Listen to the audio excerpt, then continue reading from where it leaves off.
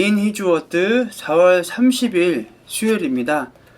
하나님께서 오늘 우리에게 주시는 말씀은 이 큐티인 본문 중에 시편 37편 23절에서 24절까지의 말씀입니다. 제가 하나님의 말씀을 봉독하겠습니다. 여호와께서 사람의 걸음을 정하시고 그의 길을 기뻐하시나니 그는 넘어지나 아주 엎드러지지 아니함은 여호와께서 그의 손으로 붙드심이로다. 아멘. 네, 오늘은 멀리 내다보라 라는 말씀의 제목을 가지고 하나님의 은혜를 나누려고 합니다. 여러분, 시편 37편은요, 이 다윗이 노년에 쓴 시로 잘 알려져 있습니다. 그러니까 100% 정확하지 않을 수 있지만 우리가 어느 정도 추측해 볼 수 있는 점은 25절 말씀에요. 나는 젊어서나 늙어서나 의인이 버림받는 것과 그의 자손이 구원하는 것을 보지 못하였다라는 이 구절에 따라서요, 세월을 겪다 보니까 결국 그 의인이 승리하더라 라는 이 다윗의 고백이 담겨 있음을 알 수 있는 것이죠. 그러니까 다윗은요, 이 자신이 경험한 그 하나님을 그 후대 사람들도 알았으면 좋겠다, 그런 마음을 담아서 이 시를 쓴 것입니다. 이 본문 23절 말씀을 다시 보니까요, 여호와 하나님께서는요, 사람의 그 걸음을 정하시고 그의 길을 기뻐하신다 라고 말씀합니다. 여기서 말하는 그 사람, 또 그의 길 할 때 그는 누구냐면 그 의인이에요. 그 의인을 지칭하는 말인데요, 하나님께서는 그 의인의 길은 어떤 길인지를 미리 정해 놓으셨고, 우리가 그 의인의 길을 선택하고 걸어갈 때 기뻐하신다 라는 것입니다. 그 길을 걸어가기만 한다면 우리 하나님께서는 우리를 보호해 주신다라는 것을 약속해 주신다라는 것이죠. 다윗은 어떠한 삶을 살았나요? 다윗의 삶이 그저 행복하기만 했다라고는 말할 수 없을 것입니다. 사울의 질투와 그 위협을 피해서 그 10여 년 동안 도망을 다녔고, 또 왕이 된 이후에도요, 수많은 전쟁을 겪었으며, 또 자신의 자식들은 어땠습니까? 자식들 사이에서 일어난 그 강간 사건과 또 살인, 그리고 그 아들 압살롬의 반역 등 정말 인간으로서는 피하고 싶은 정말 그 심한 고통을 겪었던 사람이 다윗의 인생이었습니다. 그런 상황에서 여러분, 다윗이 잘한 점이 하나 있다면 무엇이냐면 그 수많은 문제와 그 고통 상황에서요, 그 자신의 마음을 지켰다라는 거예요.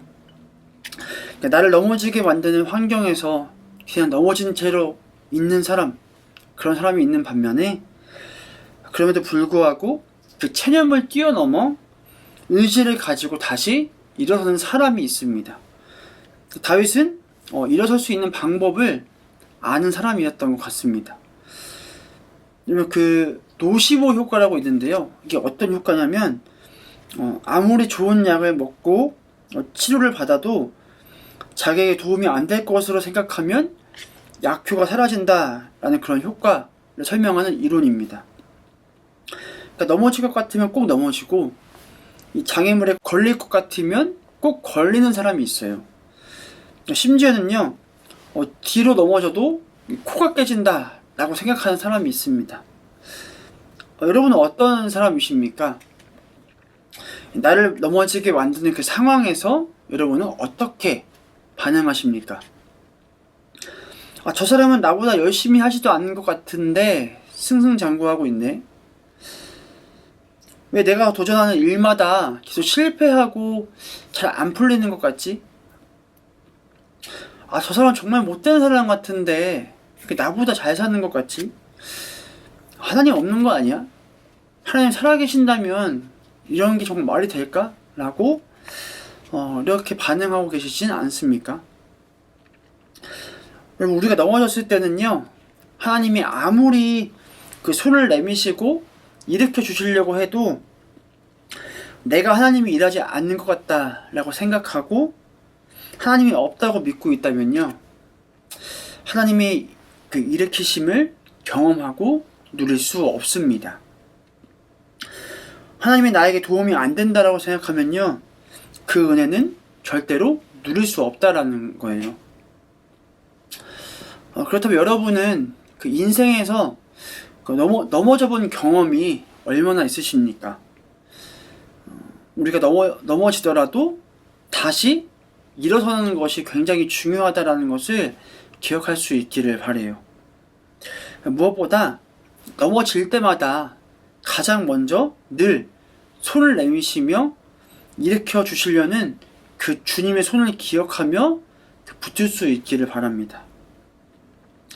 아시는 분들은 다 여러분 아시겠지만, 저는 여기 청년교회 부임한 지 그 3개월 만이었던 그 22년도 3월에 이제 암 판정을 받고 한 달 정도 그 방사선 치료를 했던 그런 경험이 있습니다.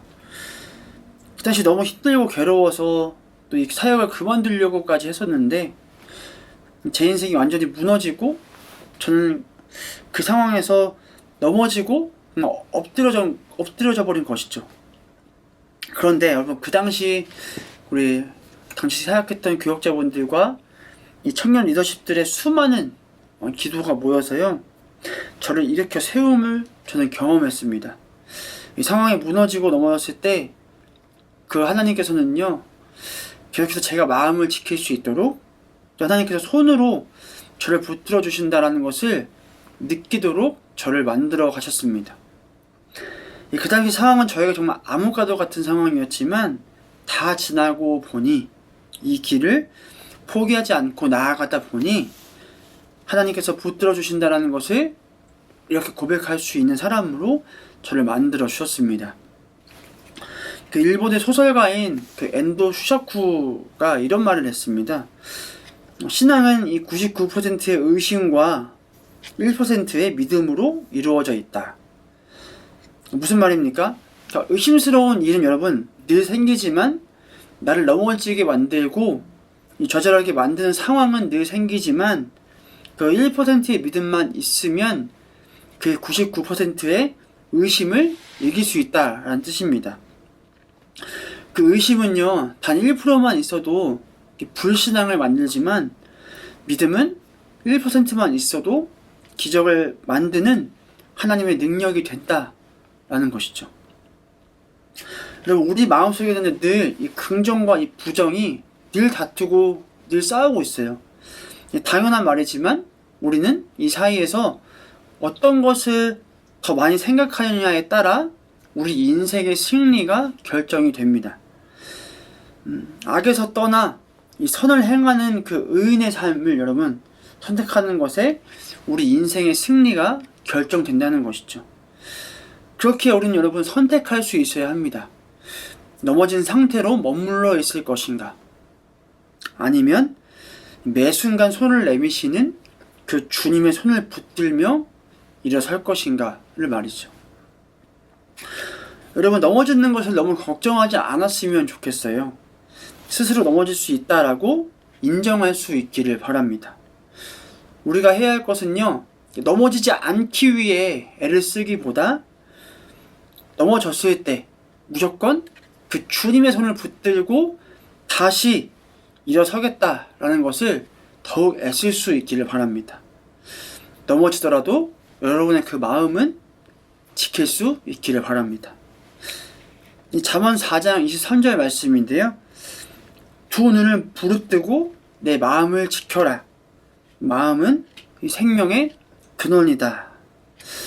여러분, 그 넘어지더라도 어떻게든 그 마음을 지켰던 다윗처럼요, 여러분도 그 넘어지는 것을 두려워하기보다 마음을 지키기 위해 애쓰고 하나님의 손을 붙들 수 있기를 주님의 이름으로 축복합니다. 오늘 스스로에게 이렇게 두 가지 질문을 던지고 싶습니다. 첫 번째는 나를 넘어지게 하는 그런 환경, 그런 상황이나 혹 사람이 될 수도 있고요. 그런 환경은 무엇인가? 두 번째는 나를 넘어지게 만들었던 그 상황 가운데 하나님께서 붙들어 주심을 경험했던 때는 언제였는가? 한번 스스로 질문해보고 또 돌아볼 수 있는 그런 하루가 되기를 주님의 이름으로 간절히 축복합니다. 함께 기도하겠습니다. 하나님, 오늘도 말씀으로 하루를 시작하게 하여 주셔서 감사드립니다. 하나님, 여전히 우리는 넘어지는 상황, 실패하고 무너지게 만드는 그런 좌절의 상황 가운데 놓여 있습니다. 하긴 그렇지만 그 상황에 매몰되기보다 그 상황을 뛰어넘어 일하시는 그 주님을 바라볼 수 있도록 인도하여 주시고, 다윗이 그렇게 했던 것처럼 그런 상황에서 내 마음과 생각을 지키며 그렇게 끊임없이 주님께서 내미는 손을 붙들 수 있는, 당장 눈앞에 있는 상황이 아니라 그 앞에 계신 주님을 내다볼 수 있는 그런 믿음의 눈을 허락하여 주시옵소서. 오늘 하루도 우리와 함께 하실 주님을 기대하며 살아계신 예수 그리스도의 이름으로 간절히 기도드립니다. 아멘.